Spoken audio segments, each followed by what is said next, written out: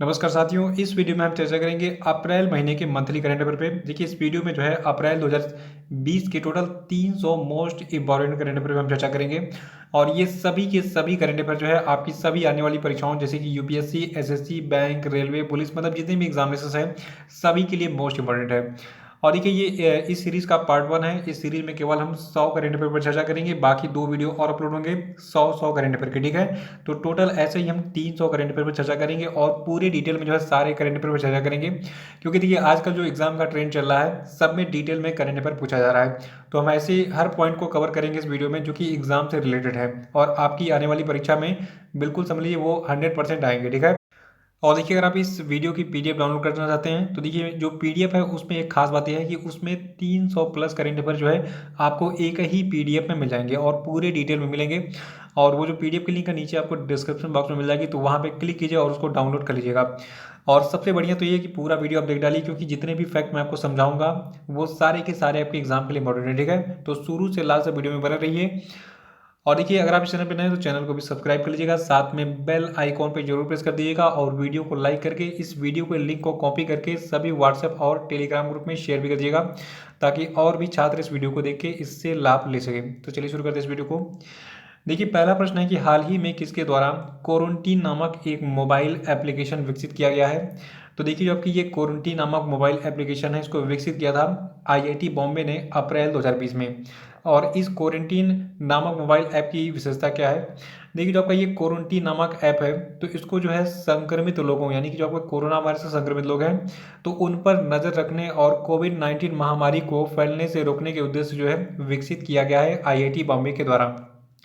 और दूसरा प्रश्न है कि किस राज्य सरकार ने ई पास जारी करने के लिए प्रज्ञाम नामक एक मोबाइल एप्लीकेशन विकसित किया है। तो देखिए जो आपका ये प्रज्ञाम नामक मोबाइल एप्लीकेशन है इसको विकसित किया है झारखंड की राज्य सरकार ने। और इस प्रज्ञाम नामक मोबाइल एप्लीकेशन की विशेषता क्या है। देखिए आपको पता है कि लॉकडाउन के दौरान जो है बहुत सारे लोगों को बाहर जाने की आवश्यकता पड़ रही है, तो उसके लिए उनको ई पास बनवाना पड़ रहा है। तो इसी ई पास को बनाने के लिए जो है ये प्रज्ञाम ऐप विकसित किया गया है। इस एप्लीकेशन का उद्देश्य जो है कोविड-19 लॉकडाउन के दौरान आवश्यक सेवाओं के वितरण से जुड़े सभी लोगों को जो है ई पास जारी करना है। तीसरा प्रश्न है कि हाल ही में किसने कंपनी फ्रेश स्टार्ट स्कीम 2020 को लॉन्च किया।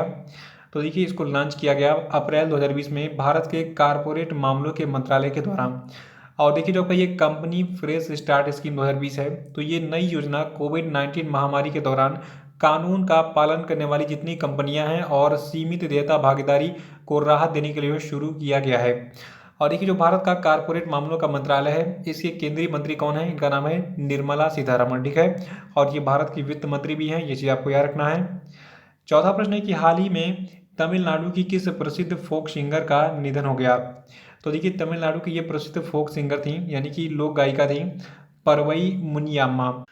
और जो आपकी ये परवई मुनियाम्मा जी हैं देखिए ये जो है एक फोक सिंगर यानी कि लोक गायिका के साथ साथ एक अभिनेत्री भी थी और इनका जन्म हुआ था 26 जून 1937 को तमिलनाडु के परवई मदुरई में। और सबसे खास बात इनके बारे में क्या है, देखिए मुनियाम्मा को मार्च 2019 में तमिलनाडु की सरकार के द्वारा कलाई ममामी की उपाधि से जो है सम्मानित किया गया था, तो ये नोट कर लीजिएगा। और पांचवा प्रश्न है कि स्पेस एक्स जो है ये किस देश की प्राइवेट अंतरिक्ष एजेंसी है।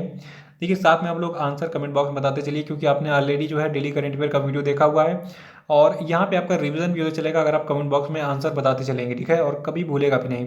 तो इसका आंसर बताइए स्पेस एक्स जो है ये किस देश की प्राइवेट अंतरिक्ष एजेंसी है। देखिए इस प्रश्न का सही उत्तर होगा अमेरिका। स्पेस एक्स जो है ये अमेरिका की एक प्राइवेट अंतरिक्ष एजेंसी है।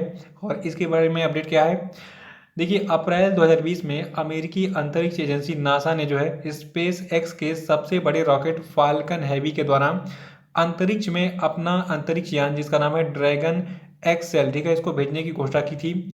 और जो आपका ये ड्रैगन एक्सेल नाम का अंतरिक्ष यान है इसको चांद की सतह पर मौजूद भविष्य के अंतरिक्ष यात्रियों की मदद के लिए अनुसंधान की आपूर्ति करने का जो है काम सौंपा जाएगा। तो ये डिटेल्स याद रखिएगा। और छठा प्रश्न है कि हाल ही में किस देश की वायुसेना ने 30 अप्रैल से अलास्का में आयोजित होने वाले अपने प्रमुख बहुपक्षीय हवाई अभ्यास रेड फ्लाई के चरण 1 को यानी कि स्टेज 1 को जो है रद्द कर दिया है। तो देखिए इसको रद्द किया था अमेरिका ने, क्योंकि अमेरिका की वायुसेना के द्वारा रेड फ्लैग नामक जो है एक हवाई अभ्यास किया जाता है हर साल। और आपको बता दूं कि एक वर्ष में कई बार किया जाता है ये हवाई अभ्यास अमेरिका में, ठीक है। तो अभी इसका जो पहला स्टेज 1 था यही नहीं हो पाया कोरोना वायरस के संक्रमण के कारण। तो इसी याद रखिएगा कि रेड फ्लैग जो है ये अमेरिका का एक बहुपक्षीय हवाई अभ्यास है जो 30 अप्रैल से अलास्का में जो है अमेरिका के अलास्का में होने वाला था, लेकिन इसको रद्द कर दिया गया अमेरिका की वायुसेना के द्वारा। सातवां प्रश्न है कि निम्नलिखित में से किस तिथि को उत्कल दिवस यानी कि ओडिशा दिवस मनाया जाता है। तो देखिए आपका उत्कल दिवस या फिर ओडिशा दिवस है ये 1 अप्रैल को हर साल मनाया जाता है। और क्या आप बता सकते हैं कि ओडिशा के मुख्यमंत्री का क्या नाम है? इनका नाम बताइए कमेंट बॉक्स में, बाकी मैं आपको बता ही दूंगा। देखिए अभी हम बात कर रहे हैं ओडिशा दिवस की, तो 1 अप्रैल को हर साल ओडिशा दिवस मनाया जाता है। देखिए ओडिशा राज्य का जो गठन है ये एक अलग राज्य के रूप में 1 अप्रैल 1936 को भाषाई आधार पर किया गया था। और 1 अप्रैल 1936 को जो है ओडिशा राज्य को संयुक्त बंगाल बिहार ओडिशा प्रांत से जो है अलग किया गया था। तो ये डिटेल याद रखिएगा। और अभी मैंने आपसे क्या पूछा था, ओडिशा के चीफ मिनिस्टर कौन है? तो देखिए ओडिशा के जो चीफ मिनिस्टर हैं इनका नाम है नवीन पटनायक, ठीक है। तो ये नाम याद रखिएगा। और देखिए आठवां प्रश्न तो बहुत इंपॉर्टेंट है। ये प्रश्न है कि भारतीय रिजर्व बैंक का जो स्थापना दिवस है ये किस दिन मनाया जाता है। देखिए बहुत कॉमन क्वेश्चन है, सारे एग्जाम में पूछा जाता है। देखिए भारतीय रिजर्व बैंक का जो स्थापना दिवस है ये हर साल 1 अप्रैल को मनाया जाता है।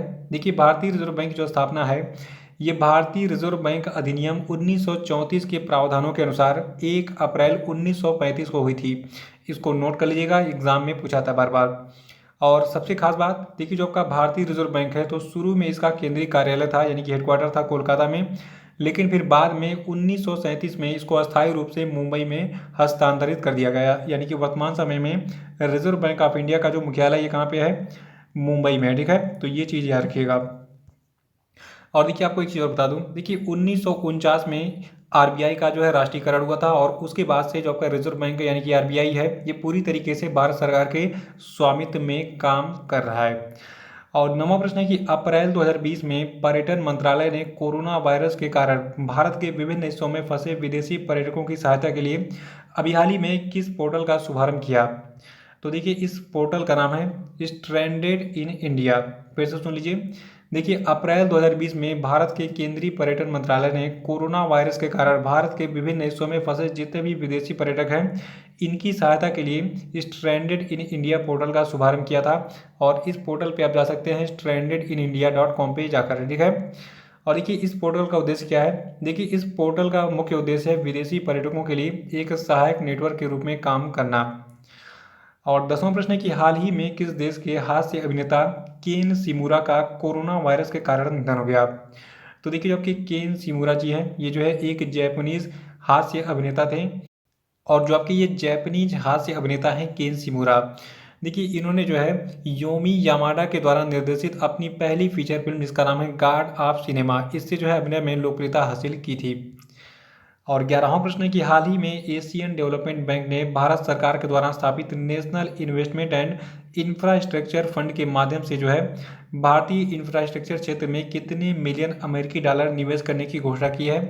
तो देखिए ये अमाउंट आपका है 100 मिलियन अमेरिकी डॉलर और ये अमाउंट आपको याद रहना चाहिए हर हालत में। फिर से सुन लीजिए। देखिए अप्रैल 2020 में एशियन डेवलपमेंट बैंक ने भारत सरकार के द्वारा स्थापित national investment and infrastructure fund के माध्यम से भारतीय इंफ्रास्ट्रक्चर के क्षेत्र में जो है टोटल 100 मिलियन अमेरिकी डॉलर का जो है निवेश करने की घोषणा की थी।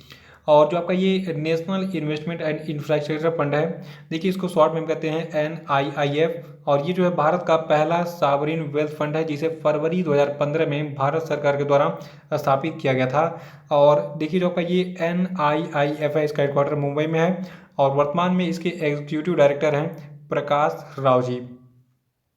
12वां प्रश्न है कि टोक्यो ओलंपिक 2020 टलने के बाद अब अगले वर्ष कब आयोजित होगा। तो देखिए जो आपका टोक्यो ओलंपिक 2020 है ये कोरोना वायरस के कारण जो है इस साल आयोजित नहीं होगा और इसको जो है अगले साल 23 जुलाई से 8 अगस्त तक 2021 में आयोजित किया जाएगा। देखिए पहले इसकी तिथि थी 24 जुलाई से 9 अगस्त 2020, लेकिन अब ये कैंसिल हो गई है। अब नई तिथि आपके सामने स्क्रीन पे दिख रही है, ठीक है। और देखिए इसके साथ ही जो आपका अंतर्राष्ट्रीय पैरालंपिक समिति है इसने पैरालंपिक खेलों के आयोजन में बदलाव करने का निर्णय लिया है। और अब जो आपका ये पैरालंपिक खेल होगा, ठीक है, ये इस साल आयोजित नहीं होगा। अब ये जो है 24 अगस्त से 5 सितंबर 2021 में आयोजित होगा। और इस साल जो है ये खेल कब आयोजित होने वाला था? 25 अगस्त से 6 सितंबर 2020 तक। तो इन दोनों गेम्स के बारे में ये अपडेट नोट कर लीजिएगा। देखिए खेल से संबंधित जितने भी करंट अफेयर मैं आपको बताऊंगा इस वीडियो में, वो सारे के सारे इंपॉर्टेंट है, उसको नोट कर लीजिएगा। 13वां प्रश्न है कि भारतीय रिजर्व बैंक ने 1 अप्रैल से गैर निवासी भारतीयों को निर्दिष्ट सरकारी बांड में निवेश करने हेतु सक्षम बनाने के लिए अभी हाल ही में किस चैनल की शुरुआत की है? तो देखिए इस चैनल का नाम है फुल्ली एक्सेसिबल रूट। देखिए गैर निवासी भारतीय क्या होते हैं? देखिए जो आपके गैर निवासी भारतीय होते हैं इनको अंग्रेजी में हम कहते हैं NRI यानी कि नॉन रेजिडेंट इंडियन। और ये होते कौन हैं? और इन नॉन रेजिडेंट इंडियन को जो है अनिवासी भारतीय भी कहा जाता है। और ये लोग जो है ऐसे भारतीय पासपोर्ट धारक होते हैं जो किसी वित्तीय वर्ष यानी कि फाइनेंशियल ईयर में कम से कम 120 दिनों के लिए किसी अन्य देश में निवास करते हैं, रोजगार के लिए या फिर किसी अन्य काम के लिए। और देखिए जो कि NRIs होते हैं इनको वोट देने का अधिकार होता है भारत में, ये चीज़ आपको याद रखना है। और सबसे खास बात यह है कि इनकी जो आय होती है, ठीक है, तो इनकी केवल वही आय भारत में कर योग्य होती है जो वो भारत में कमाते हैं। यानी कि जो विदेश में कमाते हैं उस पर टैक्स नहीं देना पड़ता है, इनकम टैक्स इनको, ठीक है।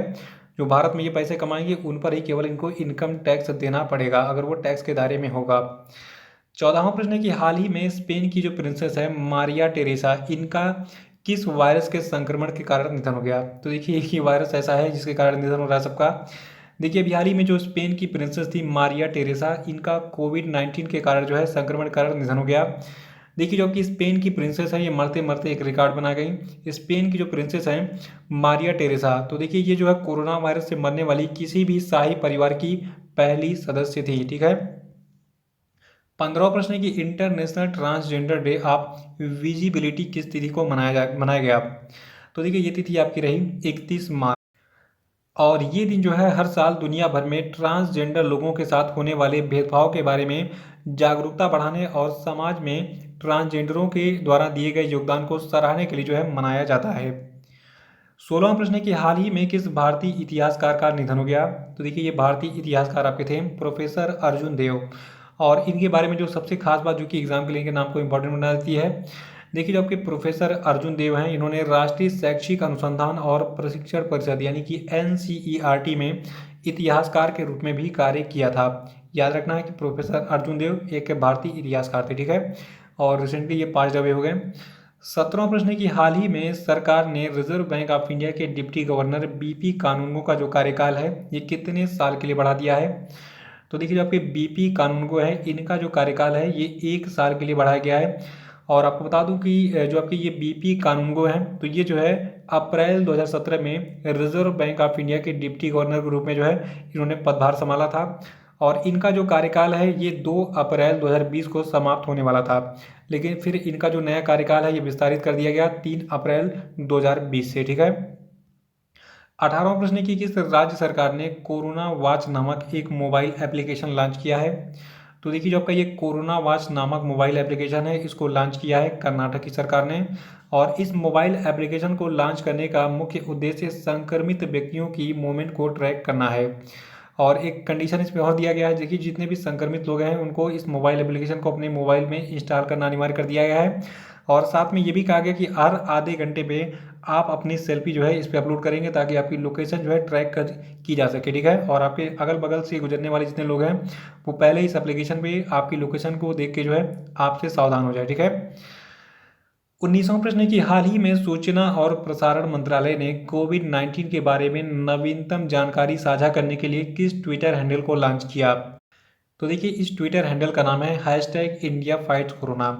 और इसे जो है #IndiaFightsCorona नाम दिया गया है। और इस पर जो है Covid news by MIV handle के जरिए जो है पहुंचा जा सकता है। और ये ट्विटर हैंडल जो है ये नोवल कोरोना वायरस से संबंधित ताज़ा समाचार और अपडेट जो है ये साझा करने के लिए शुरू किया गया है भारत के सूचना और प्रसारण मंत्रालय के द्वारा। 20वां प्रश्न है कि अप्रैल 2020 में सड़क परिवहन और राजमार्ग मंत्रालय ने सभी राज्यों और केंद्र शासित प्रदेशों के लिए 1 फरवरी 2020 से समाप्त होने वाले सभी वाहनों के दस्तावेजों की जो वैधता है ये किस तिथि तक बढ़ाने का निर्देश दिया है? तो देखिए ये तिथि आपकी है 30 जून 2020। देखिए मोटर वाहन से संबंधित जितने भी दस्तावेज हैं जैसे कि आपका फिटनेस हो गया, ड्राइविंग लाइसेंस हो गया, परमिट हो गया और गाड़ी का पंजीकरण या फिर मोटर वाहन नियम के तहत कोई भी अन्य दस्तावेज हो गया, अगर उसकी वैलिडिटी अगर 1 फरवरी 2020 को समाप्त हो रही थी तो ऑटोमेटिकली जो है इसकी जो वैलिडिटी है ये बढ़ा दी गई है 30 जून 2020 तक के लिए। ये चीज़ आप नोट कर लीजिएगा। और 21वां प्रश्न है कि हाल ही में किस राज्य में मोदी किचन का शुभारंभ किया गया? तो देखिए ये राज्य आपका तमिलनाडु है और तमिलनाडु के कोयम्बटूर के कोवई में इस मोदी किचन को स्थापित किया गया है। और क्यों किया गया है? आपको पता है कि पूरे इंडिया में लॉकडाउन चल रहा है और लॉकडाउन के दौरान बहुत सारे लोग हैं जिनको भोजन नहीं मिल पा रहा है, तो उन ज़रूरतमंद लोगों को खाना मुहैया कराने के लिए इस मोदी किचन को शुरू किया गया है तमिलनाडु के कोयम्बटूर के कोवई में। और 22वां प्रश्न है कि वर्ल्ड आर्टिज्म अवेयरनेस डे जो है ये किस तिथि को मनाया गया? तो देखिए जो आपका ये वर्ल्ड आर्टिज्म अवेयरनेस डे है ये 2 अप्रैल 2020 को मनाया गया है। और देखिए इसकी थीम रही द ट्रांजिशन टू एडल्टहुड, इसको आपको याद रखना है। और देखिए इस साल हमने जो है क्रम से 13वां वार्षिक वर्ल्ड आर्टिज्म अवेयरनेस डे मनाया है, ठीक है। और देखिए वर्ष 2008 में 2 अप्रैल को जो पहला विश्व आर्टिज्म जागरूकता दिवस था ये मनाया गया था। देखिए आर्टिज्म क्या है? आर्टिज्म जो है इसको हम कहते हैं आर्टिज्म स्पेक्ट्रम डिसऑर्डर, ठीक है, जो कि मस्तिष्क विकास में उत्पन्न बाधा संबंधी एक विकार यानी कि डिसऑर्डर है। तो डिटेल्स याद रखिएगा, लेकिन याद रखना है कि वर्ल्ड आर्टिज्म अवेयरनेस डे मनाया जाता है 2 अप्रैल को और इस साल के लिए इसकी थीम थी द ट्रांजिशन टू एडल्टहुड। और 23वां प्रश्न है कि विंबलडन टेनिस टूर्नामेंट 2020 को किस महामारी के खतरे के कारण रद्द कर दिया गया है? तो देखिए ये महामारी आपकी काफ़ी चर्चा में है और इसका नाम है कोरोना वायरस, ठीक है। देखिए जो आपका ये विंबलडन टेनिस टूर्नामेंट 2020 था, तो जो इसका आयोजन है ये होना था 29 जून से 12 जुलाई 2020 के बीच में। और इसके बारे में क्या महत्वपूर्ण जानकारी है? देखिए जो आपका विंबलडन टेनिस टूर्नामेंट है इसको दुनिया का सबसे पुराना टेनिस टूर्नामेंट कहा जाता है और इसको जो है 1877 से लंदन के विंबलडन में जो है ऑल इंग्लैंड क्लब में आयोजित किया जा रहा है लगातार। तो इसके बारे में ये अपडेट याद रखिएगा। और 24वां प्रश्न है कि नवंबर 2020 में आयोजित होने वाले संयुक्त राष्ट्र के COP26 जलवायु परिवर्तन सम्मेलन को जो है अब कोविड-19 के कारण किस वर्ष आयोजित किया जाएगा? तो देखिए नवंबर 2020 में जो आपका ये COP26 जलवायु परिवर्तन सम्मेलन था ये अब जो है आयोजित होगा 2021 में। और ये निर्णय अभी हाल ही में जलवायु परिवर्तन पर संयुक्त राष्ट्र फ्रेमवर्क कन्वेंशन यानी कि UNFCCC के कॉप ब्यूरो ने जो है यूके और इतालवी भागीदारों के साथ जो मिलकर ये फैसला लिया है हाल ही में। और देखिए आपको बता दूं इसका जो आयोजन है ये इस वर्ष ग्लासगो जो कि एक शहर है स्कॉटलैंड का, तो वहाँ पे आयोजित होने वाला था, लेकिन अब ये आयोजित नहीं होगा इस साल और इसका आयोजन अब 2021 में किया जाएगा। तो देखिए कॉप का यहाँ पे फुल फॉर्म क्या है? देखिए कॉप का पूरा नाम है कॉन्फ्रेंस ऑफ पार्टीज, ठीक है। तो COP26 जलवायु परिवर्तन सम्मेलन अब 2020 में ना आयोजित होगा, 2021 में आयोजित होगा। दिमाग में एक लाइन में फिट कर लीजिए। 25वां प्रश्न है कि कोरोना वायरस के चलते अब 2021 में आयोजित होने वाले वर्ल्ड एथलेटिक्स चैंपियनशिप को जो है किस वर्ष आयोजित किया जाएगा? तो देखिए ये वर्ष आपका 2022 है। एक लाइन में बिल्कुल दिमाग में फिट कर लीजिए कि 2021 में जो आपका वर्ल्ड एथलेटिक्स चैंपियनशिप था जो कि अमेरिका के ओरेगन में आयोजित होने वाला था 6 से 15 अगस्त तक, तो ये कैंसिल हो गया है और इसका आयोजन अब होगा 2022 में और इसकी कोई नई डेट नहीं आई है। तो नई डेट आएगी मैं आपको बता दूंगा, लेकिन ये चीज़ जो है कंफर्म है कि ये 2021 में नहीं 2022 में आयोजित होगा। और ये 26वां प्रश्न है कि हाल ही में किसने बजाज अलियांज जनरल इंश्योरेंस के साथ मिलकर कोरोना वायरस हॉस्पिटलाइजेशन बीमा पॉलिसी, इसका नाम है कोरोना केयर, को शुरू किया है? तो देखिए कोरोना केयर को शुरू किया गया है फ़ोन पे के द्वारा बजाज अलियांज जनरल इंश्योरेंस के साथ जो है मिलकर। और इस कोरोना केयर बीमा पॉलिसी का जो प्रीमियम है ये 156 रुपये है। और देखिए इसमें जो है 55 साल से कम उम्र के जो व्यक्ति है उनके लिए 50,000 रुपये का जो है बीमा कवर दिया जाएगा उनको, ठीक है। तो अगर आपकी उम्र 55 साल से कम है तो आप इस कोरोना केयर नाम के जो है बीमा पॉलिसी का लाभ ले सकते हैं। और मैं तो कहता हूँ ले लीजिए, 156 रुपये में क्या जाता है आपको कम से कम 50,000 रुपये का जो फ्री इलाज तो मिलेगा अगर आपको कोरोना वायरस के कोई भी सिम्टम आपके अंदर दिखेंगे तो। और देखिए 27वां प्रश्न है कि हाल ही में किस एमी पुरस्कार विजेता गायक गीतकार का जो है कोविड-19 के कारण निधन हो गया? तो देखिए इनका नाम था एडम स्लेसिंगर, ठीक है, नाम में ही सिंगर है। तो जो आपके एडम स्लेसिंगर हैं ये जो है एक एमी पुरस्कार विजेता गायक गीतकार थे और इनका भी हाल ही में कोरोना वायरस के संक्रमण के कारण निधन हो गया है। देखिए जो आपके एडम स्लेसिंगर हैं ये जो है पॉप रॉक बैंड जिसका नाम है फाउंटेन ऑफ वेन, इसके जो है ये को फाउंडर यानी कि सह संस्थापक थे। और इनका जन्म कहाँ पे हुआ था? देखिए ये जो है अमेरिकी व्यक्ति थे, इनका जन्म जो है अमेरिका के न्यूयॉर्क में 31 अक्टूबर 1967 को हुआ था। 28वां प्रश्न है कि हाल ही में किस अंतरिक्ष एजेंसी ने जो है एक नए मिशन जिसका नाम है सन रेडियो इंटरफेरोमीटर स्पेस एक्सपेरिमेंट, जिसको शॉर्ट में सनराइज नाम दिया गया है, ठीक है, तो इसकी घोषणा की है? तो देखिए इस सनराइज की घोषणा की गई थी नासा यानी कि national aeronautics and space administration के द्वारा और आप सबको पता है कि नासा जो है ये अमेरिका की अंतरिक्ष एजेंसी है। तो इसको हम सरल शब्दों में ऐसे याद कर सकते हैं कि अप्रैल 2020 में अमेरिका की अंतरिक्ष एजेंसी नासा ने जो है एक नए मिशन जिसका नाम है सन रेडियो इंटरफेरोमीटर स्पेस एक्सपेरिमेंट यानी कि सनराइज की जो है घोषणा की। और सनराइज क्या है? देखिए, जो आपका ये नासा का सनराइज मिशन है तो इसके द्वारा जो है अध्ययन किया जाएगा कि जो आपका सूर्य है ये कैसे ऊर्जा उत्पन्न करता है और विशाल अंतरिक्ष में अपने सौर कण को अन्य ग्रहों के पास जो है कैसे छोड़ता है, मतलब उन तक कैसे पहुंचाता है। देखिए, जो आपका नासा है इसने 1 जुलाई 2023 से पहले इस सनराइज यानी कि सन रेडियो इंटरफेरोमीटर स्पेस एक्सपेरिमेंट को जो है डिज़ाइन और इसका निर्माण और लॉन्च करने के लिए जो है लक्ष्य रखा है। और इसके लिए कुल जो है टोटल 62.6 मिलियन अमेरिकी डॉलर की जो है राशि भी मंजूर की है। तो ये सारी डिटेल्स याद रखिएगा। देखिए, आपको मैं पहली अलर्ट कर दे रहा हूँ, सनराइज का फुल फॉर्म याद रखिएगा, इसका पूरा नाम है सन रेडियो इंटरफेरोमीटर स्पेस एक्सपेरिमेंट। ठीक है। 29वां प्रश्न की हाल ही में किस पद्मश्री से सम्मानित स्वर्ण मंदिर के पूर्व हजूरी रागी का निधन हो गया? तो देखिए, स्वर्ण मंदिर के ये पूर्व हजूरी रागी आपके थे भाई निर्मल सिंह जी, इनका जो है निधन हो गया हाल ही में। और देखिए, जो कि भाई निर्मल सिंह हैं ये जो है पंजाब के अमृतसर में स्वर्ण मंदिर में गुरबानी व्याख्याता थे यानी कि हजूरी रागी थे। और इन्हें 2009 में पद्मश्री पुरस्कार से जो है सम्मानित किया गया था। 30वां प्रश्न है कि हाल ही में वर्ल्ड बैंक ने भारत सरकार को कोविड-19 आपातकाल से निपटने और स्वास्थ्य प्रणाली को दुरुस्त करने की परियोजना के लिए कितनी धनराशि की पेशकश की है? तो देखिए, ये अमाउंट आपका है $1 बिलियन का। ठीक है। और देखिए, वर्ल्ड बैंक की अगर बात करें हम तो देखिए इसका मुख्यालय है वाशिंगटन डीसी यूएसए में और स्थापना इसकी हुई थी 1944 में। 31वां प्रश्न है कि अप्रैल 2020 में किस व्यक्ति को सुंदरम होम फाइनेंस का नया प्रबंध निदेशक अपॉइंट किया गया? तो देखिए, अप्रैल महीने में जो आपके लक्ष्मी नारायण दुरई स्वामी जी हैं, ठीक है, तो लक्ष्मी नारायण दुरई स्वामी को सुंदरम होम फाइनेंस का नया प्रबंध निदेशक यानी कि मैनेजिंग डायरेक्टर बनाया गया था। और आपको बता दूं कि जो आपके ये लक्ष्मी नारायण दुरई स्वामी हैं इन्होंने इस पद पर स्थान लिया है श्रीनिवास आचार्य का। और देखिए, जो अपनी ये कंपनी है सुंदरम होम फाइनेंस, तो देखिए वर्तमान में इसके जो अध्यक्ष हैं इनका नाम है टी श्रीनिवास राघवन। तो अध्यक्ष कौन है? टी श्रीनिवास राघवन। और इसके अभी हाल ही में नए जो प्रबंध निदेशक बनाए गए इनका क्या नाम है? लक्ष्मी नारायण दुरई स्वामी। 32वां प्रश्न है कि अभी हाल ही में नोबेल पुरस्कार विजेता भौतिक विज्ञानी फिलिप वारेन एंडरसन का 96 वर्ष की उम्र में निधन हो गया।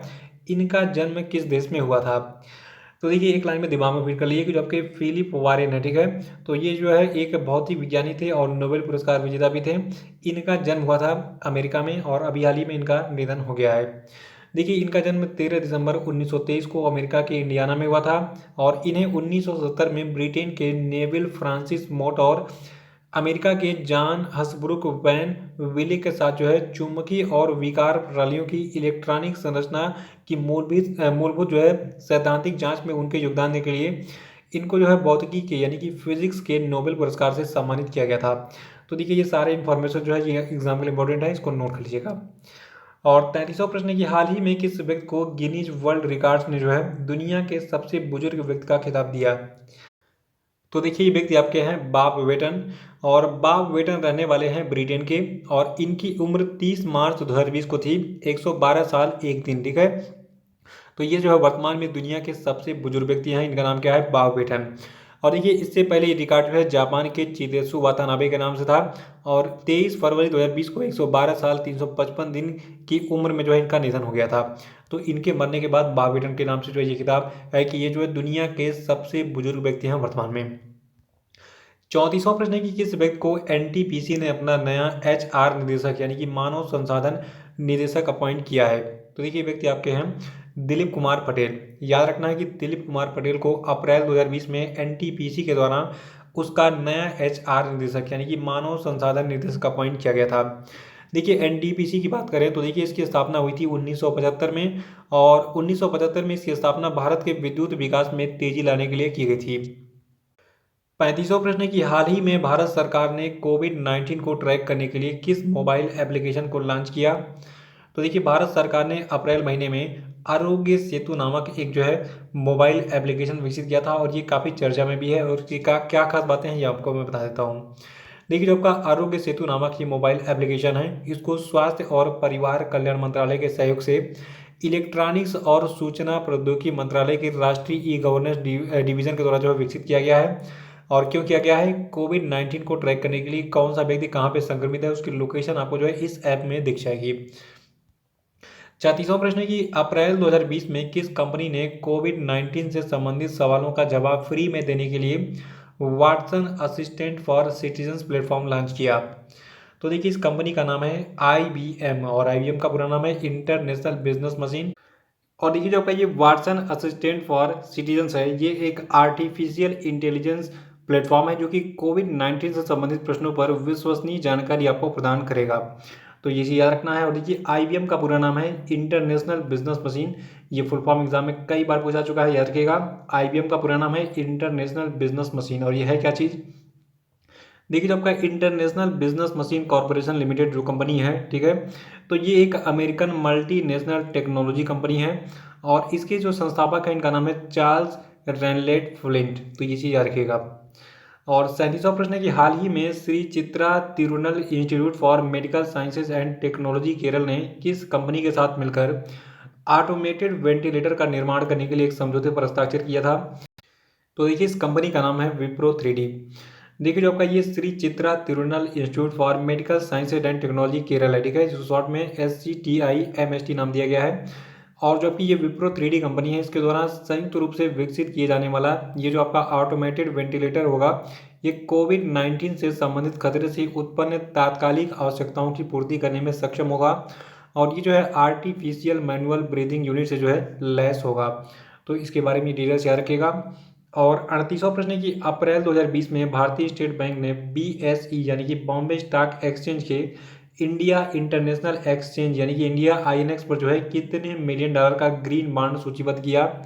तो देखिए ये अमाउंट आपका रहा $100 मिलियन का। याद रखिएगा कि अप्रैल 2020 में भारतीय स्टेट बैंक ने BSE के इंडिया इंटरनेशनल एक्सचेंज पर जो है टोटल $100 मिलियन का एक ग्रीन बॉन्ड सूचीबद्ध किया था।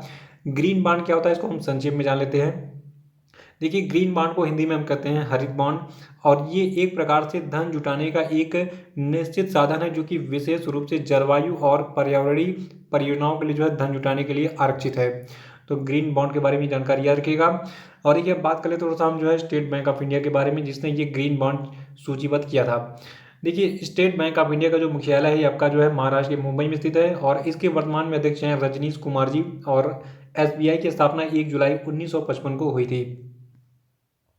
39वां प्रश्न है कि YSR रयुतु भरोसा किस राज्य की योजना है? तो देखिए जबकि ये YSR रयुतु भरोसा योजना है, ये जो है आंध्र प्रदेश राज्य सरकार की योजना है और इस योजना के तहत आंध्र प्रदेश सरकार जो है मुफ्त बोरवेल और 0% ब्याज पर ऋण भी प्रदान करेगी। और देखिए जो आपका ये YSR रयुतु भरोसा योजना है, तो देखिए इस योजना के तहत आंध्र प्रदेश सरकार किसानों को 50,000 रुपये की वित्तीय सहायता प्रदान करेगी और योजना के दूसरे वर्ष जो है प्रत्येक परिवार को 12,500 रुपये जो है प्राप्त होंगे यानी कि मिलेंगे। 40वां प्रश्न है कि अम्मा वोडी किस राज्य की योजना है? तो देखिए जो आपकी अम्मा वोडी है ये जो है आंध्र प्रदेश राज्य सरकार की योजना है और जो कि अम्मा वोडी स्कीम है इसके अंतर्गत जो आपका आंध्र प्रदेश राज्य है वहाँ की जो गरीब और ज़रूरतमंद माताएं हैं इनको उनके बच्चों के शिक्षा देने के लिए सालाना 15,000 रुपये प्रति व्यक्ति वित्तीय सहायता जो है प्रदान की जाएगी। 41वां प्रश्न है कि पेंशन पेम्पू जो है ये किस राज्य की योजना है? तो देखिए जो आपकी पेंशन पेम्पू है ये आंध्र प्रदेश राज्य की योजना है और इस योजना के अंतर्गत आंध्र प्रदेश के वरिष्ठ नागरिकों को 2,000 रुपये और शारीरिक रूप से जो है अक्षम लोगों को 3,000 रुपये प्रदान किए जाएंगे। 42वां प्रश्न है कि केंद्रीय वित्त मंत्रालय के आंकड़ों के अनुसार मार्च 2019 की तुलना में मार्च 2020 के सकल GST राजस्व यानी कि ग्रॉस GST रेवेन्यू में कितने प्रतिशत की कमी दर्ज की गई है? तो देखिए ये कमी आपकी दर्ज की गई है 4% यानी कि 4% की। देखिए मार्च 2020 में जो आपका वस्तु एवं सेवा कर यानी कि गुड्स एंड सर्विसेज टैक्स है, तो इसका जो कर का संग्रह था ये 97,597 करोड़ रुपए हुआ है। और देखिए मार्च 2020 के पहले के जो महीने थे जैसे कि फरवरी का हो गया, जनवरी का हो गया और फिर उसके बाद दिसंबर 2019 का हो गया, तो उसमें कितना कितना कलेक्शन हुआ था वस्तु एवं सेवा कर का, ये भी जान लीजिए। देखिए इससे पहले GST से जो है फरवरी 2020 में कुल 1.05 लाख करोड़ रुपए, जनवरी 2020 में 1.10 लाख करोड़ रुपए और फिर दिसंबर 2019 में 1.03 लाख करोड़ रुपए और फिर नवंबर 2019 में जो है 1.03 लाख करोड़ रुपए का जो है राजस्व प्राप्त हुआ था। तो ये पुराने आंकड़े हैं और जो नए आंकड़े आपको याद रखने हैं कि अभी हाल ही में जो आपका मार्च 2020 का महीना था, ठीक है, तो इसमें वस्तु एवं सेवा कर का जो संग्रह था ये कितना था, 97,597 करोड़ रुपए, ठीक है। और ये आंकड़ा कंपेयर किया गया मार्च 2019 के महीने से, यानी कि पिछले साल के सेम मंथ से, ठीक है। तो ये कितना कम था पिछले साल के सेम मंथ से, 4%, यानी कि 4%। 43वां प्रश्न है कि अंतर्राष्ट्रीय खदान जागरूकता दिवस कब मनाया जाता है। तो देखिए ये तिथि आपकी है 4 अप्रैल। और देखिए इस अंतर्राष्ट्रीय खदान जागरूकता दिवस यानी कि International day for mine awareness को जो है मनाने की घोषणा की गई थी संयुक्त राष्ट्र महासभा के द्वारा 8 दिसंबर 2005 को, ये चीज याद रखिएगा। और देखिए इस दिवस को जो है पहली बार 4 अप्रैल 2006 को मनाया गया था। 44वां प्रश्न है कि किस राज्य सरकार ने यूनिसेफ के सहयोग से राज्य में जो है ऑनलाइन संस्कृति प्रतियोगिता मो प्रतिभा आरंभ किया।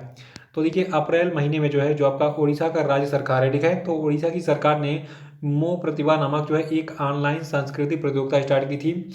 और इस ऑनलाइन सांस्कृतिक प्रतियोगिता मो प्रतिभा को जो है लॉकडाउन के दौरान बच्चों को पेंटिंग, नारे लिखने, लघु कथाएं, कविताएं आदि में घर पर व्यस्त रखने के लिए जो है शुरू किया गया था उड़ीसा की सरकार के द्वारा। और उड़ीसा के मुख्यमंत्री कौन है, इनका नाम मैंने आपको शुरू में ही बताया था, नवीन पटनायक। 45वां प्रश्न है कि हाल ही में किस विश्व प्रसिद्ध वायरोलॉजिस्ट का जो है नोवल कोरोना वायरस के कारण निधन हो गया। तो देखिए ये दुनिया की जो फेमस वायरोलॉजिस्ट थी इनका नाम था गीता राम जी। और देखिए जो आपकी ये भारतीय मूल की गीता राम जी थी, ये वर्तमान में दक्षिण अफ्रीकी वैक्सीन वैज्ञानिक और HIV रोकथाम अनुसंधान की जो है प्रमुख के रूप में कार्य कर रही थी। तो इनके बारे में जानकारी याद रखिएगा। और 46वां प्रश्न है कि हाल ही में राष्ट्रीय स्वास्थ्य प्राधिकरण यानी कि नेशनल हेल्थ अथॉरिटी ने कोविड-19 रोगियों के उपचार में लगे स्वास्थ्य सेवा कर्मियों को परिवहन सेवाएं प्रदान करने के लिए किसके साथ जो है एक समझौते पर हस्ताक्षर किया।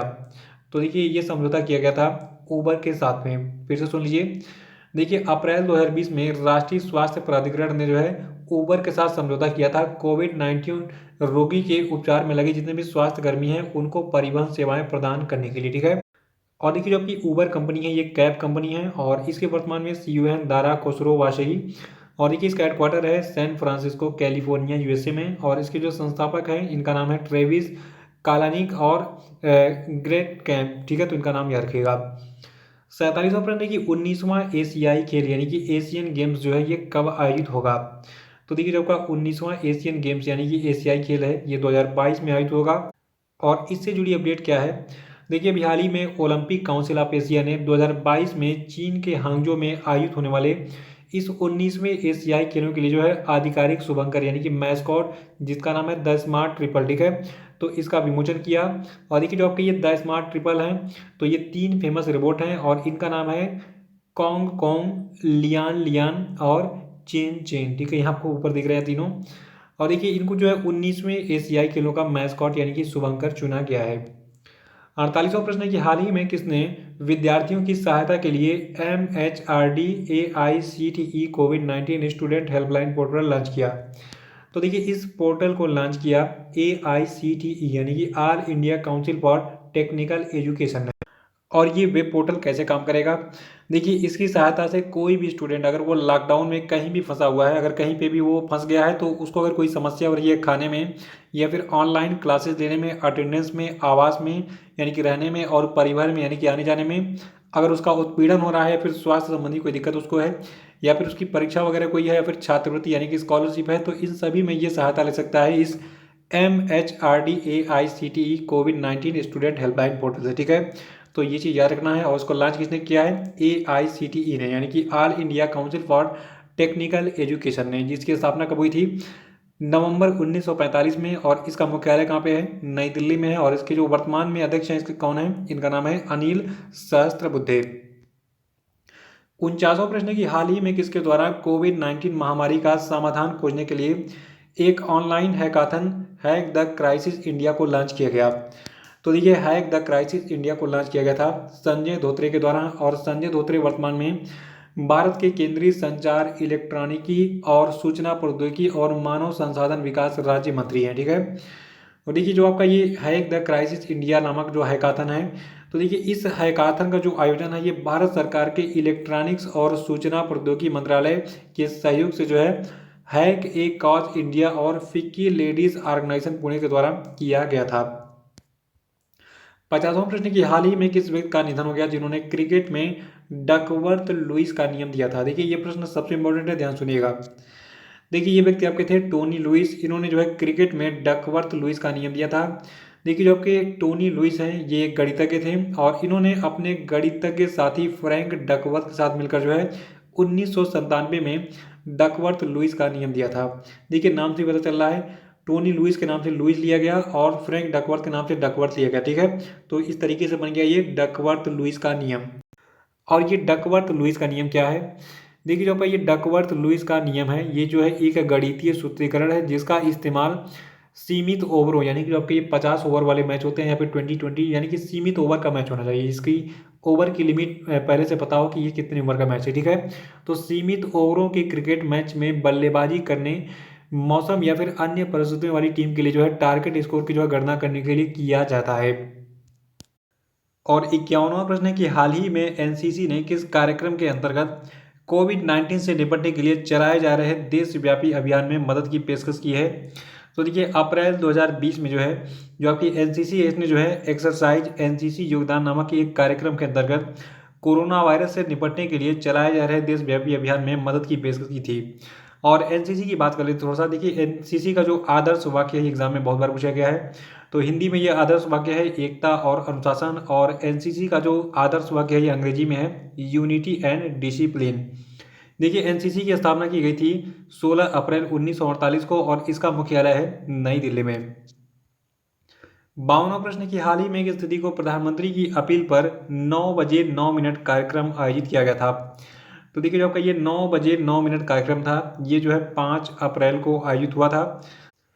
देखिए कोरोना वायरस संकट से निपटने के लिए राष्ट्र के सामूहिक संकल्प और एकजुटता को प्रदर्शित करने के लिए प्रधानमंत्री नरेंद्र मोदी ने ये अपील की थी पूरे भारत की जनता के साथ कि 5 अप्रैल को जो है सभी लोग रात को 9 बजे 9 मिनट तक जो है अपने घरों की जो बत्ती है उसको बुझा दें और उस समय जो है दिए और मोमबत्ती या फिर मोबाइल फ़ोन की फ्लैश लाइट जलाकर कोरोना वायरस संकट का जो मुकाबला कर रहे हमारे स्वास्थ्य कर्मी हैं, पुलिसकर्मी हैं या फिर आर्मी के जवान हैं या फिर जो हमारे ऑफिसर्स यानी कि नौकरशाह हैं उनका जो है उत्साह बढ़ाएं।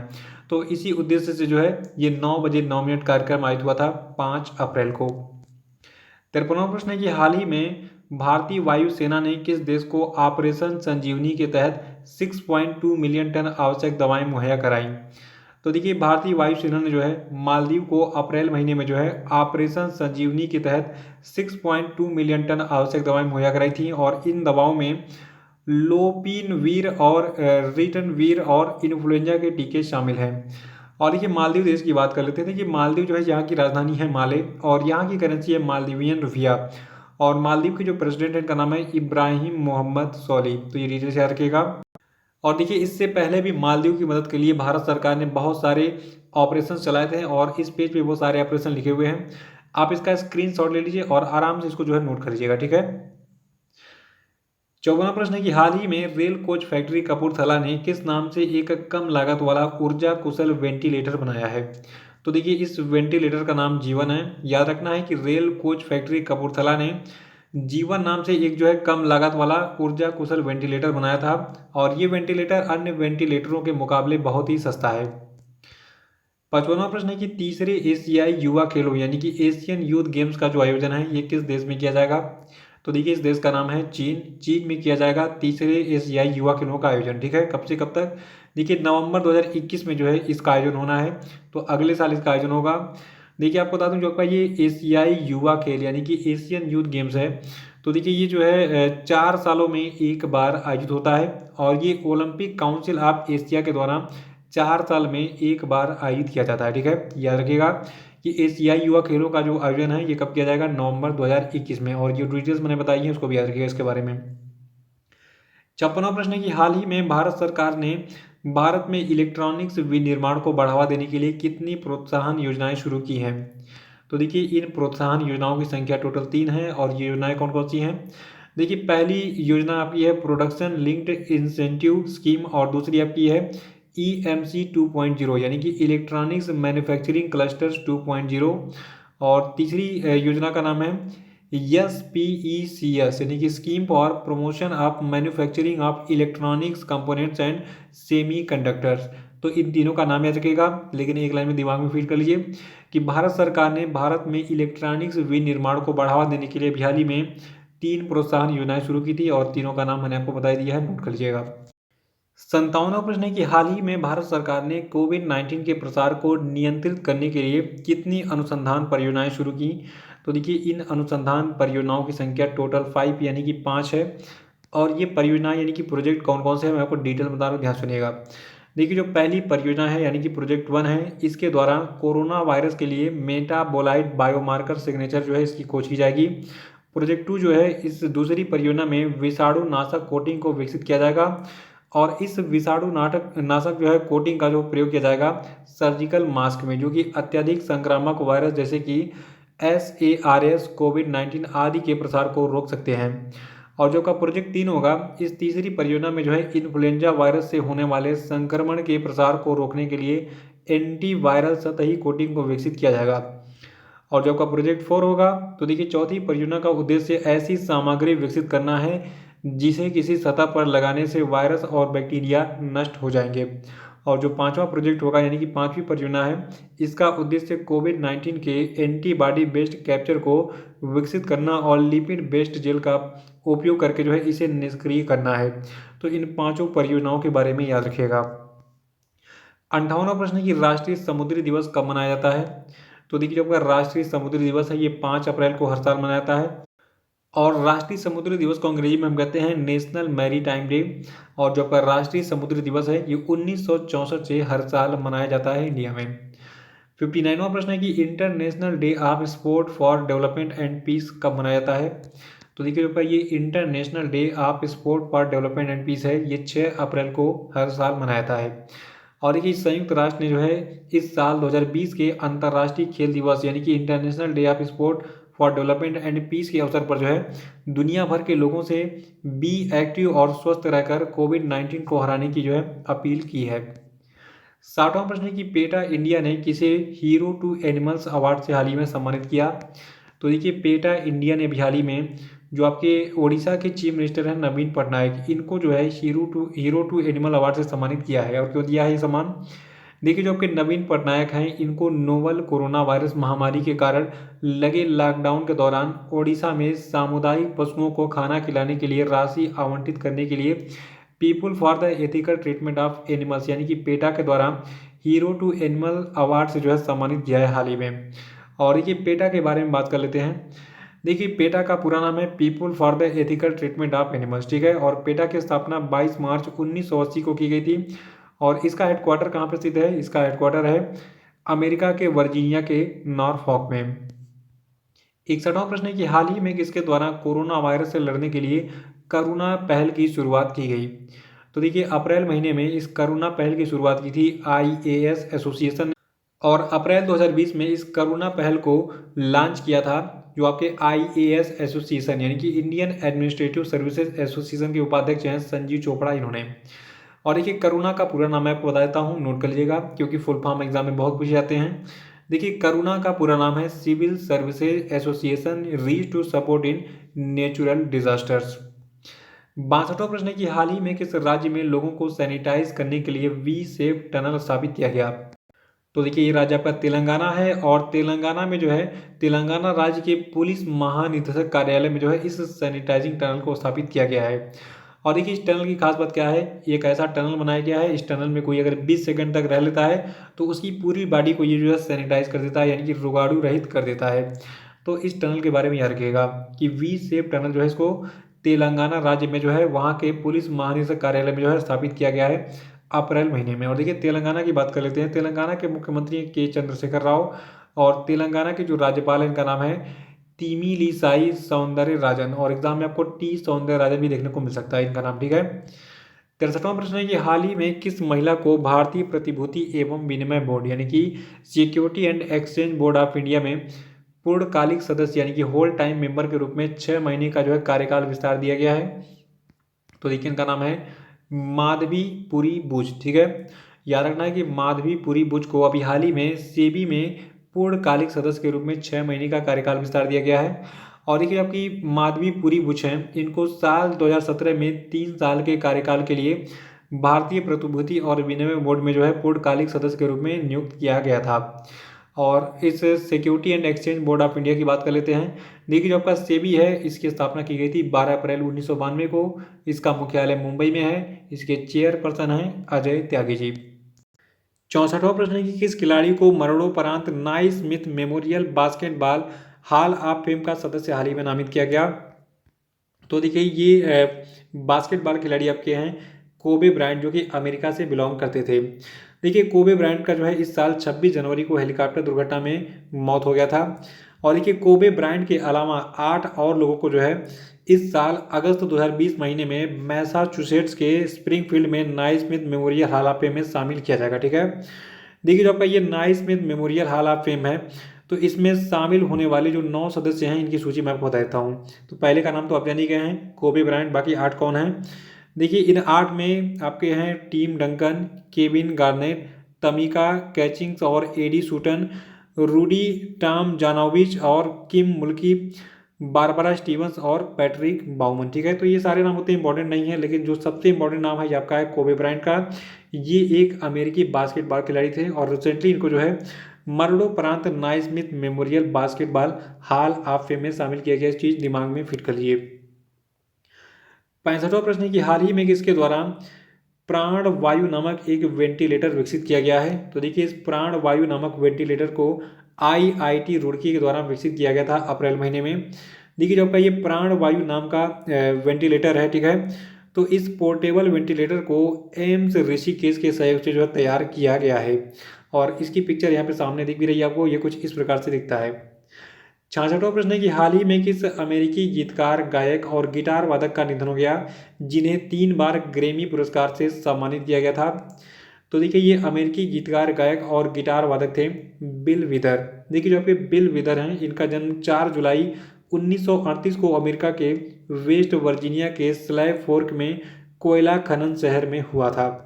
और इन्होंने जो है 9 एल्बम बनाए थे, म्यूजिक एल्बम, जिनमें उनका पहला एल्बम जो था उसका नाम था जस्ट एज आई एम। और ये 1971 में जो है ये आपका एल्बम लॉन्च हुआ था। और देखिए इनका जो आखिरी एल्बम था इसका नाम था वाचिंग यू वाचिंग मी, ये 1985 में जो है लॉन्च हुआ था। ठीक है, 67वां प्रश्न है कि किस तिथि को संयुक्त राष्ट्र के द्वारा इंटरनेशनल डे ऑफ कंसाइंस यानी कि अंतर्राष्ट्रीय अंतरात्मा दिवस के रूप में घोषित किया गया है? तो देखिए ये तिथि आपकी है 5 अप्रैल।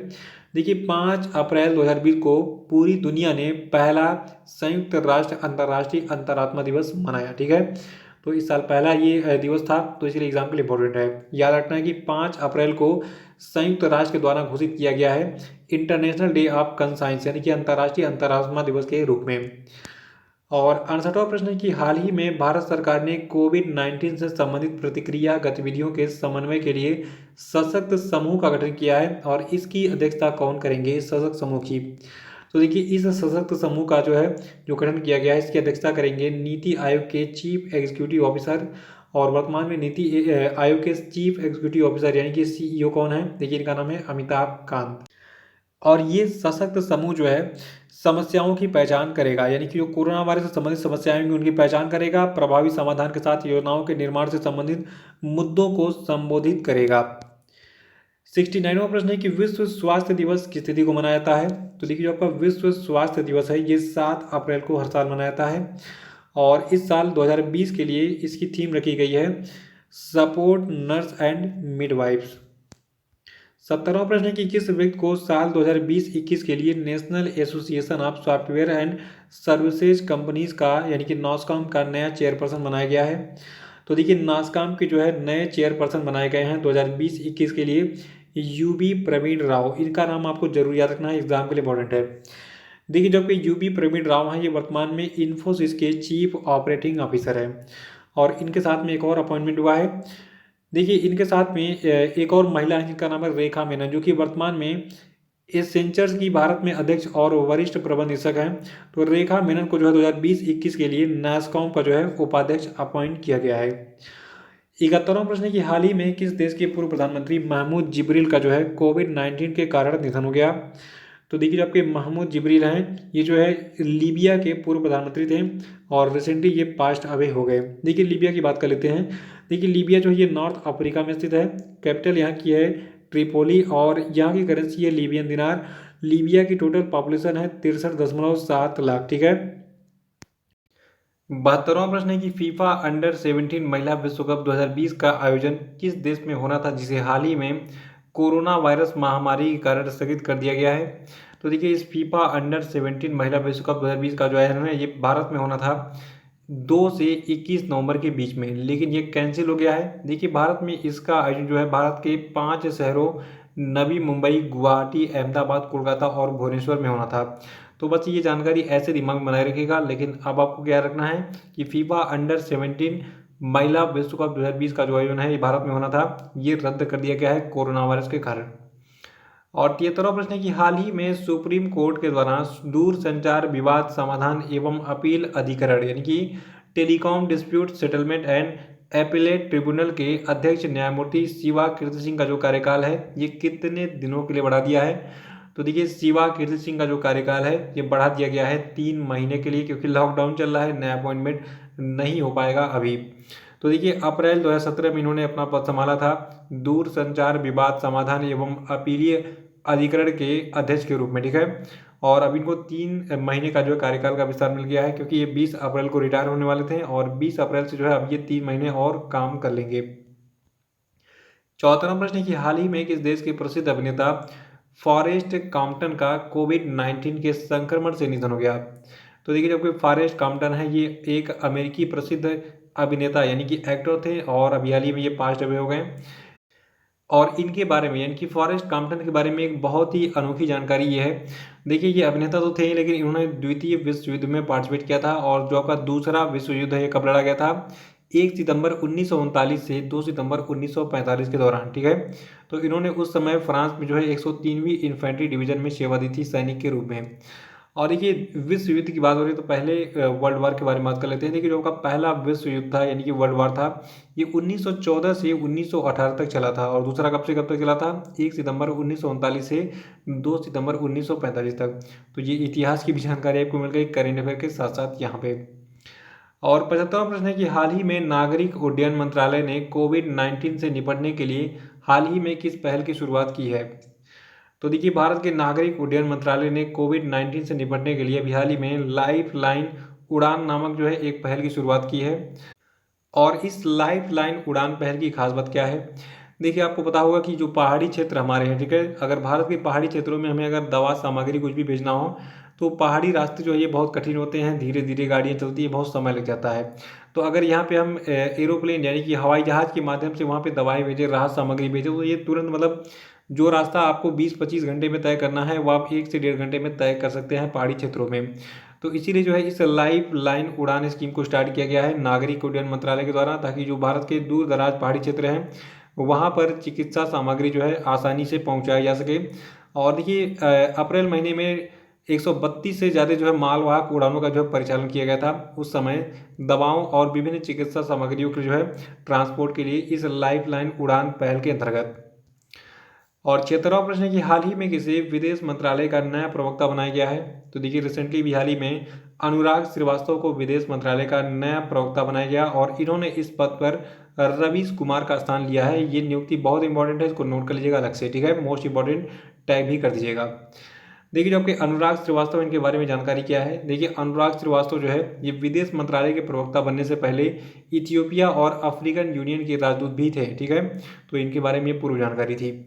और 77वां प्रश्न है कि किस भाषा की फिल्म इंडस्ट्री के प्रसिद्ध कॉमेडियन बुलेट प्रकाश का हाल ही में निधन हो गया।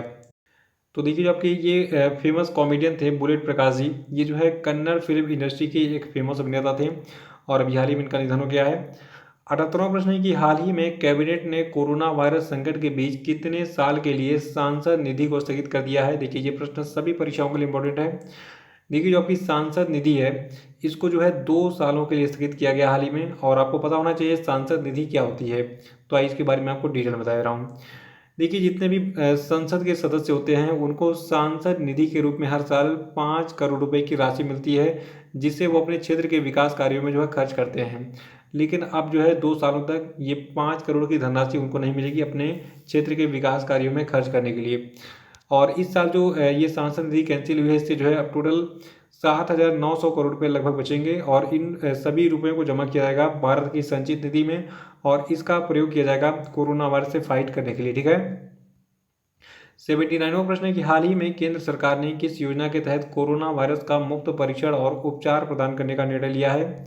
तो देखिए, केंद्र सरकार ने अप्रैल महीने में आयुष्मान भारत योजना के अंतर्गत कोरोना वायरस का मुफ्त परीक्षण और उपचार प्रदान करने का जो निर्णय लिया था और केंद्र सरकार के द्वारा की गई ये घोषणा जो है ये आयुष्मान भारत योजना के 50 करोड़ लाभार्थियों को निर्दिष्ट निजी अस्पतालों में मुफ्त परीक्षण और उपचार की सुविधा जो है प्रदान करने में मदद करेगी। इसको आपको याद रखना है। और 80वां प्रश्न है कि किस देश के पूर्व टेस्ट स्पिनर जिनका नाम है स्टीफन ओकीफी, इन्होंने प्रथम श्रेणी क्रिकेट से अभी हाल ही में संन्यास ले लिया है? तो देखिए, स्टीफन ओकीफी जो है ये ऑस्ट्रेलियाई क्रिकेटर हैं और ये गेंदबाज यानी कि बॉलर हैं और इन्होंने ऑस्ट्रेलिया की तरफ से 9 टेस्ट मैच खेले थे जिनमें इन्होंने 35 विकेट लिए थे बॉलिंग करके। ठीक है, बॉलिंग करके ही विकेट लेते हैं वैसे। 81वां प्रश्न है कि हुरून ग्लोबल रिच लिस्ट के अनुसार कोरोना वायरस महामारी के बीच 2 महीने में भारत के किस अमीर शख्स की नेटवर्थ जो है ये 1.44 लाख करोड़ रुपए घटी है? तो देखिए, भारत के ये अमीर शख्स है मुकेश अंबानी और अब जो आपके मुकेश अंबानी हैं ये दुनिया की अमीरों की सूची में 8 पायदान फिसल गए हैं और ये दुनिया के 17वें सबसे अमीर व्यक्ति बन गए। ठीक है, तो पहले ये 8 पायदान ऊपर थे, अब ये वर्तमान में दुनिया के 17वें सबसे अमीर व्यक्ति हैं। ये चीज़ आप नोट कर लेंगे। ठीक है। 82वां प्रश्न है कि दिल्ली के मुख्यमंत्री अरविंद केजरीवाल ने हाल ही में कोरोना वायरस से लड़ाई के लिए किस देश की तर्ज पर 5T प्लान जारी किया है? तो देखिए, इस देश का नाम है दक्षिण कोरिया। और देखिए, जो आपका ये 5T प्लान है ये क्या है? देखिए, इसमें 5T का मतलब क्या है? देखिए, पहले टी का मतलब है टेस्टिंग, दूसरे का नाम है ट्रेसिंग, तीसरे टी का मतलब है ट्रीटमेंट और चौथे टी का मतलब है टीम वर्क और पांचवें टी का मतलब है ट्रैकिंग। ठीक है, तो इस 5T की मदद से जो है जो आपका कोरोना वायरस है इससे लड़ाई लड़ेंगे अरविंद केजरीवाल दिल्ली में। ठीक है। और 83वां प्रश्न है कि किस राज्य की पुलिस ने होम क्वारंटाइन लोगों को ट्रैक करने के लिए अभी हाल ही में रक्षा सर्व नामक एक मोबाइल एप्लीकेशन विकसित किया है? तो देखिए, इस रक्षा सर्व नामक मोबाइल एप्लीकेशन को छत्तीसगढ़ की पुलिस ने विकसित किया है। देखिए, इस ऐप को छत्तीसगढ़ पुलिस ने गूगल मैप के माध्यम से क्वारंटाइन लोगों को ट्रैक करने के लिए नोएडा स्थित स्टार्टअप मोब कोडर की सहायता से विकसित किया है। ये चीज़ याद रखिएगा। छत्तीसगढ़ के देखिए मुख्यमंत्री वर्तमान में भूपेश बघेल और राज्यपाल यहाँ की अनुसुईया उइके जी। 84वां प्रश्न है कि हाल ही में किस राज्य के मोहाली शहर की पुलिस के द्वारा कोविड कंट्रोल नामक मोबाइल एप्लीकेशन विकसित किया गया है? तो देखिए, कोविड कंट्रोल नामक ये मोबाइल एप्लीकेशन को विकसित किया गया है पंजाब की मोहाली शहर की पुलिस के द्वारा। और पंजाब की बात कर लेते हैं तो पंजाब की कैपिटल चंडीगढ़ है, पंजाब की पॉपुलेशन 2.8 करोड़ है, पंजाब के चीफ मिनिस्टर हैं अमरिंदर सिंह, पंजाब के जो गवर्नर है का नाम है वीपी सिंह बदनौर। ये डिटेल्स याद रखिएगा, लेकिन एक लाइन में याद रखना है कि पंजाब राज्य के मोहाली शहर की पुलिस के द्वारा कोविड कंट्रोल नामक मोबाइल एप्लीकेशन बनाया गया है, विकसित किया गया है, ठीक है, लॉन्च किया गया है। 85वां प्रश्न है कि हाल ही में किस देश में किसी जानवर के कोरोना पॉजिटिव होने का पहला मामले सामने आया? तो देखिए, ये देश आपका अमेरिका है। देखिए, अभी हाल ही में अप्रैल महीने में अमेरिका के न्यूयॉर्क के ब्रोंक्स चिड़ियाघर में 4 वर्षीय मादा मलायन टाइगर, इसका नाम नाडिया है, इसको कोरोना वायरस रोग टेस्ट में जो है पॉजिटिव पाया गया था। नाम याद रखिएगा, इसका नाम है नाडिया। ठीक है। और 86वां प्रश्न है कि हाल ही में किस देश के द्वारा मलेरिया रोधी दवा हाइड्रोक्सी क्लोरोक्वीन के निर्यात पर लगे प्रतिबंध को आंशिक रूप से हटा दिया गया है? तो देखिए, हाइड्रोक्सी क्लोरोक्वीन जो है इसका प्रोडक्शन वर्तमान में भारत कर रहा है और टोटल दुनिया भर में जो इसका प्रोडक्शन है उसका 70% प्रोडक्शन अकेले भारत कर रहा है। ठीक है, क्योंकि भारत की पॉपुलेशन बहुत ज़्यादा है, मलेरिया वलेरिया बहुत ज़्यादा फैलता है, तो हाइड्रोक्सी क्लोरोक्वीन जो है एक मलेरिया रोधी दवा है।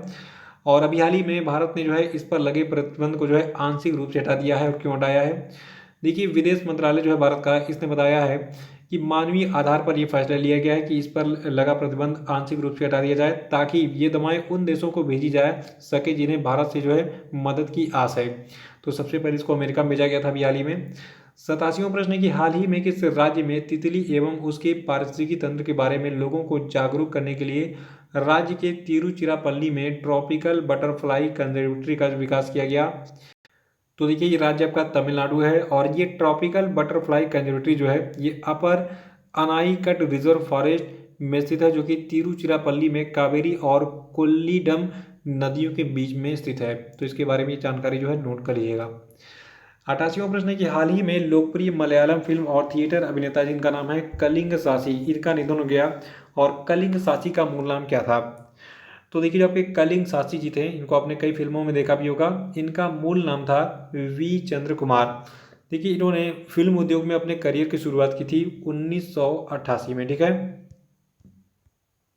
89वां प्रश्न है, अमेरिका ने US agency for international development के माध्यम से भारत को कितने मिलियन डॉलर की सहायता देने की घोषणा की है हाल ही में?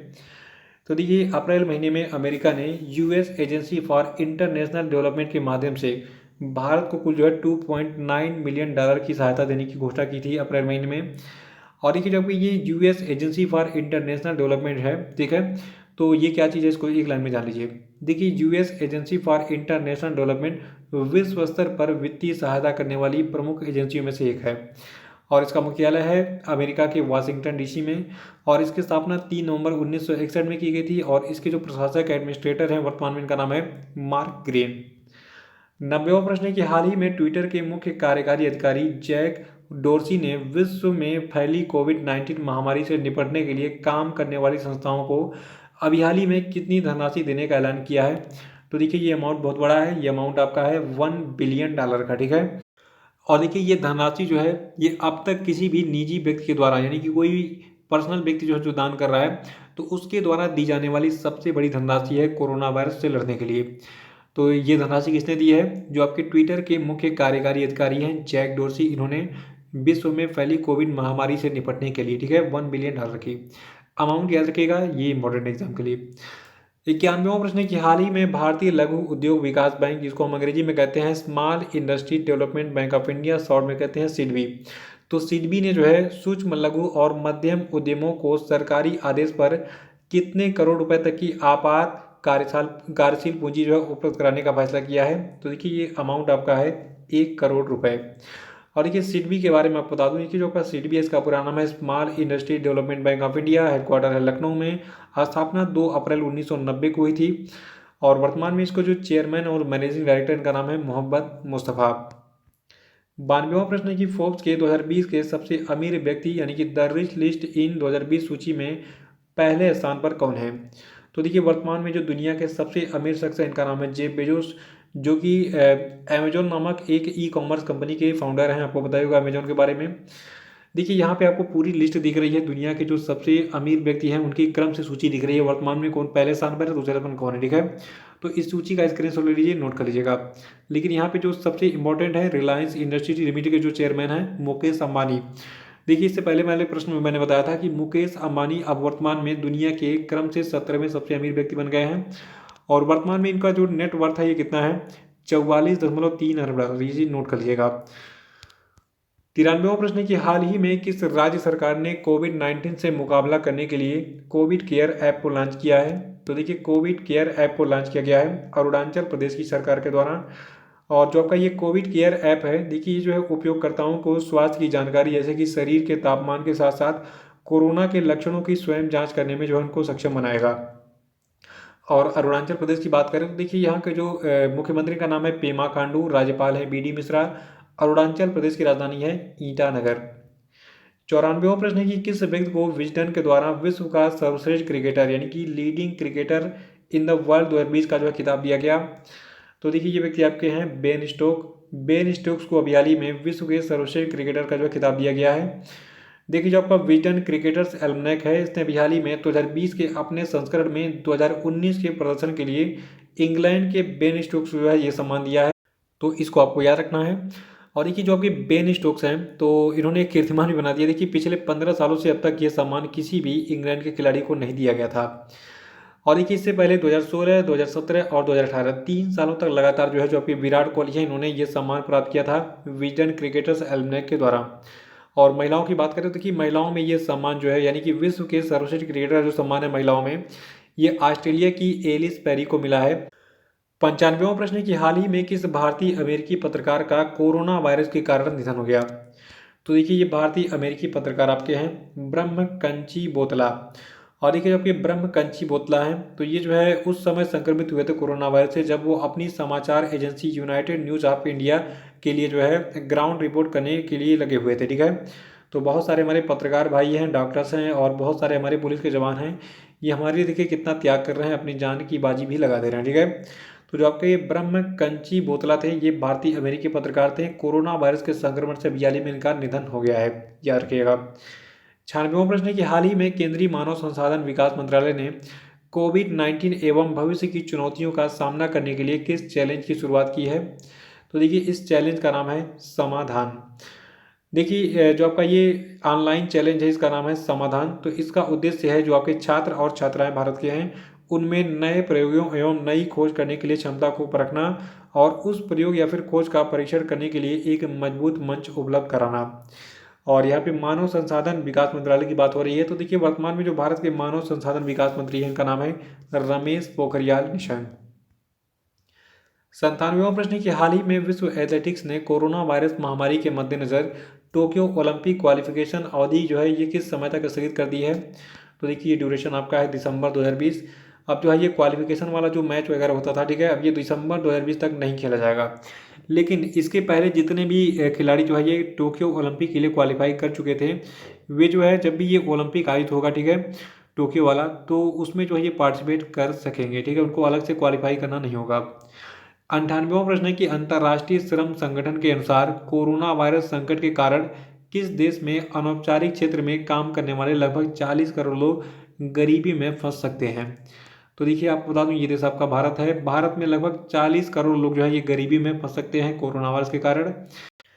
और अंतर्राष्ट्रीय श्रम संगठन ने अपनी रिपोर्ट आईएलओ निगरानी दूसरा संस्करण कोविड-19 और वैश्विक कामकाज में हाल ही में बताया है कि जो आपका कोरोना वायरस संकट है, ये दूसरे विश्व युद्ध के बाद दूसरा सबसे भयानक संकट है पूरी दुनिया का।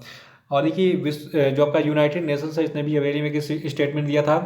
देखिए संयुक्त राष्ट्र के अनुसार इस साल दुनिया भर में कुल 19.5 करोड़ लोगों की जो है पूर्णकालिक नौकरी छूट सकती है। तो इसको आपको याद रखना एक्स्ट्रा में। और इंटरनेशनल लेबर ऑर्गेनाइजेशन यानी कि अंतर्राष्ट्रीय श्रम संगठन की बात कर लेते हैं। देखिए इसका मुख्यालय है स्विट्जरलैंड के जिनेवा में और इसके हेड वर्तमान में गाई राइडर, और इसकी स्थापना 1919 में हुई थी। 99वां प्रश्न है कि हाल ही में ऑनर ब्लैकमैन का निधन हो गया। ये किस देश की एक प्रसिद्ध अभिनेत्री थी? तो देखिए जो आपकी ऑनर ब्लैकमैन है, ठीक है, ये जो है ब्रिटेन की एक बहुत ही फेमस अभिनेत्री थी और इन्हें जो है 1964 की James bond film gold figure में जो है सीन कॉनरी के साथ दिग्गज बॉन्ड गर्ल पुसी ग्लोर की भूमिका निभाने के लिए जो है जाना जाता है। ठीक है, ये डिटेल्स याद रखिएगा, लेकिन एक लाइन में क्या रखना है कि जो आपकी ऑनर ब्लैकमैन है, इनका निधन हो गया है। ये जो है ब्रिटेन की एक बहुत फेमस अभिनेत्री थी। 100वां प्रश्न है कि भारतीय एक्सा लाइफ इंश्योरेंस के नए प्रबंध निदेशक और मुख्य कार्यकारी अधिकारी कौन नियुक्त किए गए हैं? तो देखिए अभी हाल ही में जो आपके पराग राजा हैं, ठीक है, तो पराग राजा को अपॉइंट किया गया है भारतीय एक्सा लाइफ इंश्योरेंस के नए प्रबंध निदेशक और मुख्य कार्यकारी अधिकारी के रूप में। और देखिए जबकि ये भारतीय AXA General Insurance Company Limited है, ये एक ज्वाइंट वेंचर है दो कंपनियों का। पहली कंपनी का नाम है भारतीय इंटरप्राइजेज और दूसरी का नाम है एक्सा बिजनेस ग्रुप, इसको याद रखना है। और देखिए जो आपका ये जो आपका भारतीय एक्सा लाइफ इंश्योरेंस है, देखिए इसका हेडक्वार्टर मुंबई में स्थित है और इसकी स्थापना 2008 में की गई थी। तो ये सारी चीज़ याद रखिएगा। तो ये आपके 100 प्रश्न पूरे हो गए इस वीडियो में और बाकी 101वें प्रश्न से हम कंटिन्यू करेंगे पार्ट 2 में। ठीक है, तो पार्ट 2 जरूर देख लीजिएगा और अभी इस वीडियो को एक बार फिर से देख के रिवाइज कर लीजिएगा। ठीक है, तो मिलते हैं जल्दी ही अगले वीडियो में। Thank you and have a nice day.